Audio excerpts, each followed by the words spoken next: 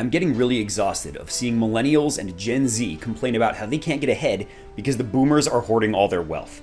There's this constant flow of discourse about how the game is rigged against the young, and we are doomed to own nothing and deal with it.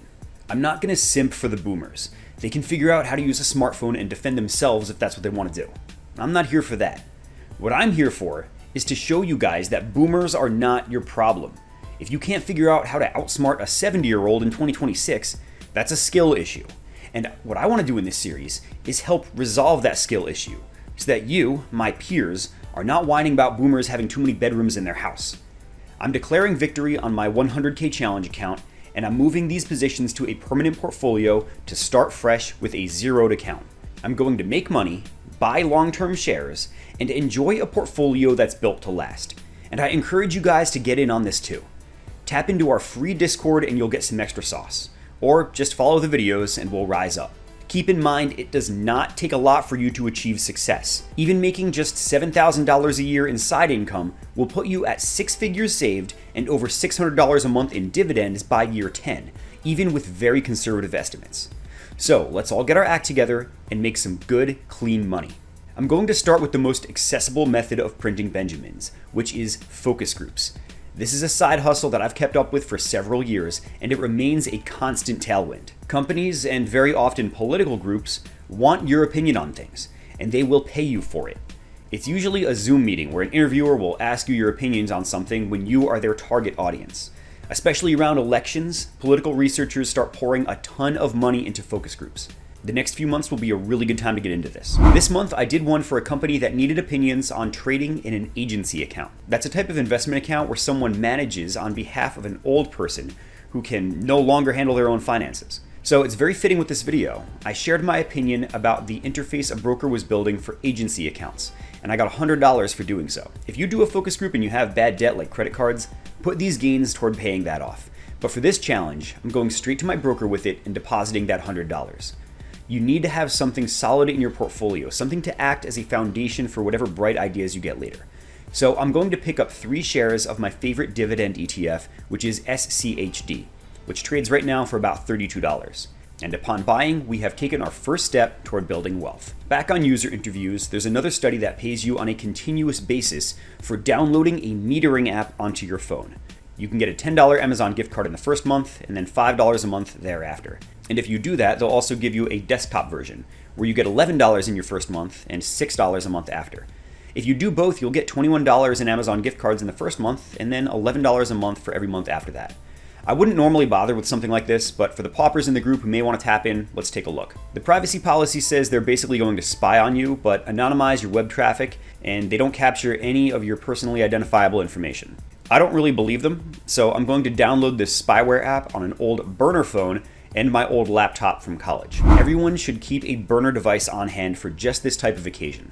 If you don't have one, you can go to a recycling center that processes electronic waste and you'll find old laptops there. Or you can even go to Best Buy and dumpster dive the electronic waste buckets. No one's gonna stop you from pulling something out. I downloaded the app but haven't been paid yet, so I'll hold off on investing any of these gains until that payout hits. When it does, I'll buy some fractional shares of SCHD to keep building that portfolio foundation.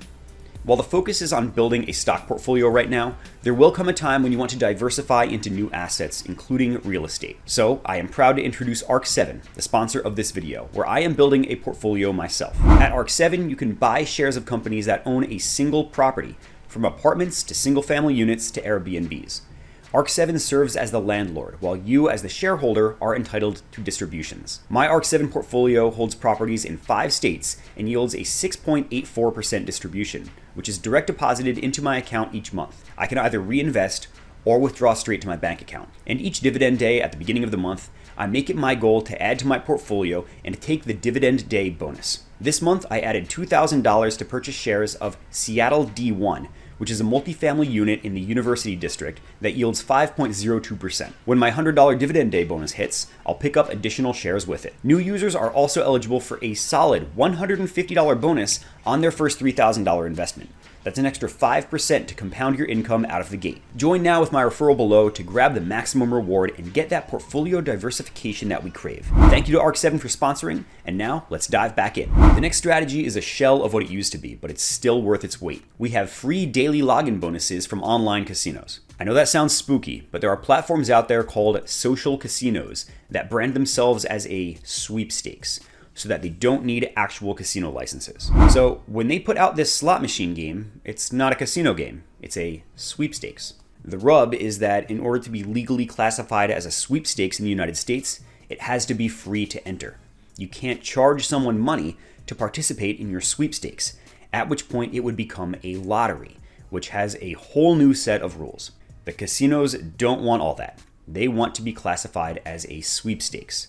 So they have to make themselves free to enter. And the easiest way to be free to play is just to give users money, sweepstakes entries, when they log in. So you'll see that across dozens of these platforms. I don't even know how many there are at this point. You can collect between 50 cents to $1 a day in free sweepstakes coins, or SC. I have more than 100 such apps on my phone. I don't go through all of them every day, but I still, several years on, diligently claim my free daily UBI from a bunch of them. The platform Stake is probably the easiest one to do this at. You just log in, claim your 1SC daily, and when you hit about 45 to 50, you cash out in crypto, which you can easily sell on Robinhood for actual money. At virtually all the other platforms, you can't just accumulate SC and cash out. You have to play through the free sweepstakes entries and can cash out what you win. Ideally, you won't use a slot machine since the results are really volatile. Arcade games like this cross the street game are much better since you'll never burn through your first $10 on dead spins. Remember that every game is just a random number generator with a game wrapped around it. You're not here to play slot machines. You're just here to wash the free entries that they give you. Across the 6 dozen platforms, you could theoretically pull in something like $50 a day just in free SC, but that would take you all day to go through. To save you some time, I'll drop links to the best handful of platforms that I log into each day. Now, the frustrating part is that you cannot cash out $1 from each platform each day. You have to accumulate sometimes 100 SC, sometimes as low as 50, before you can cash out. A few platforms will let you cash out at 20 if you're willing to take a gift card instead of money, but no matter how you approach it, this is a process, but a very worthwhile one. So I'll demonstrate pulling out from Stake since I've already saved up enough SC to withdraw. You never have to actually play your SC here at Stake at all. Once you've got 42 SC, so 42 days of logins, you go to redeem. We're going to be withdrawing as crypto. It's a good practice to put another wallet in between your gambling platform and your broker. So I will fetch my Litecoin address from Trust Wallet and share that with Stake. So the Litecoin will reach my Trust Wallet in less than a minute, and then I'll fetch my Litecoin address from Robinhood and share that with Trust Wallet. Now once that Litecoin reaches Robinhood, I just sell it for normal money to invest. If that crypto pattern sounds like particle physics to you, don't worry, you can join our free Discord, and that is your spot to get started. We'll get you up to speed. With my $42, I'm going to buy 1.3 more shares of SCHD. Now throughout this series, I'll periodically cash out from the other platforms when I can, and send the money onward to Robinhood to buy shares. See below, I'll link you with the best platforms. I've got a full guide on Discord that can help you further. One more thing I want to get after this week is going to require a trip to CVS and Dollar General. Lots of people trade all kinds of contraband behind Dollar General. That could be worth a fortune. But I'm not going there for that. Instead, I'll be dipping into a platform called Skrill. This is similar to Venmo, but it's a little bit more spend-focused, less peer-to-peer. Skrill will let you deposit up to $500 of CVS and Dollar General gift cards at face value. So if you buy $500 of gift cards and deposit it into Skrill, you'll get $500 cash in your account. Now, why would I do this? It's for the cash back. You buy a $500 gift card in the store and you'll get cash back. Then you deposit it into Skrill as advertised and buy shares with the profit. I'm walking into CVS to get that bag. And I did a first transaction with just $5 to test it, and sure enough, I got $5 to my Skrill account right away and cash back on a $5 purchase. So I proceeded with the remaining $495 with the second gift card, for which I had to show some ID. I just told the guy at the counter that I was depositing into a broker, and he knew exactly what I was doing and endorsed it. I got the cash back for that too, so in total, this made me $22.50 in cash back. This is a higher cash back percentage than most people get because I was using the Crypto.com credit card. You get 4.5% cash back if you pay $30 a month, which is very worth it. This is my regular real-life spending card too. So this $22.50 is just some extra loot, and I get to do this again at Dollar General. I just have to drive to the hood and then walk around with $500 of gift cards for a few minutes. The money cleared to my Skrill instantly, so I cashed that out, paid off the card, no fuss. The total gain is $45 minus a few cents for selling my Crypto.com's Crow token rewards for normal money and then withdrawing that to my bank. Now, I could buy more SCHD with this, but I want to diversify just a little bit, so I'm going to pick up a fractional share of VIG, a Vanguard dividend growth stock. I have to see how often this Skrill limit refreshes. I think it's weekly, I hope it's weekly, and if that's the case, I'm about to print some respectable gains. You're not going to get rich overnight doing goofy side hustles. But this modest effort produced 4.3 shares of SCHD in the opening salvo, plus another about 0.18 shares of VIG. So I'm going to keep using these techniques and add a few more to the regimen for the next episode. Join me on this trip and your portfolio will take off too. Hang out in our free Discord to get started, or if you want the real juice, find me on Patreon or Stacked. And don't forget to subscribe, and I will see you guys in the next video.